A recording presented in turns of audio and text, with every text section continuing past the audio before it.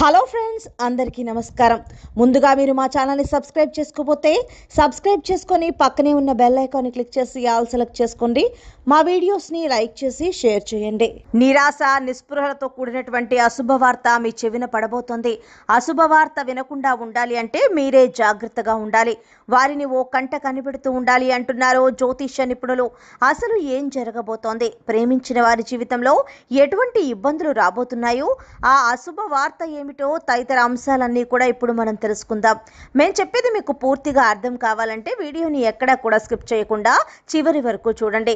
దుర్గా భవానీ జ్యోతిషాలయం మీ యొక్క అన్ని రకముల సమస్యలకు ఫోన్ ద్వారానే సంప్రదించండి. విద్య, ఉద్యోగం, సంతానలేమి, ఆరోగ్య సమస్యలు, ఆర్థిక సమస్యలు, స్త్రీ పురుష వశీకరణం చేయబడును. 9 రోజుల్లో పరిష్కారం చేయబడును. గురూజీ రామరాజు. Phone number 8074513343. కుంభరాశి వారు, మీరు ప్రేమకు విలువను ఇస్తారు.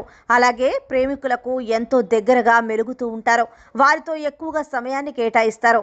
కానీ ఈ రోజున, రేపు లేదా మరో 2 రోజుల్లో వారితో ఇంకాస్త సమయాన్ని గడిపే ప్రయత్నం చేయండి.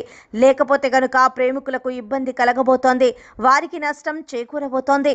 ప్రేమించిన వారికి ఉన్నటువంటి ఇబ్బందిని, వారి మానసిక స్థైర్యం దెబ్బతినబోతోంది. వారు నిరాశ నిస్పృహలకు గురి కాబోతున్నారు.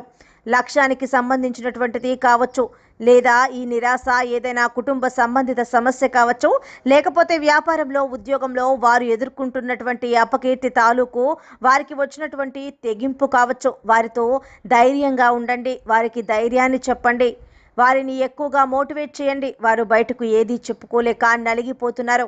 ఈ విషయాన్ని మీరు అర్థం చేసుకోవాలి. మీకు ఉన్న పనులు అన్నీ కూడా పక్కన పెట్టి మీ యొక్క ప్రేమికులతో దాదాపుగా ఎక్కువ సమయాన్ని కేటాయించడం అనేది చెప్పుకోదగిన సూచన.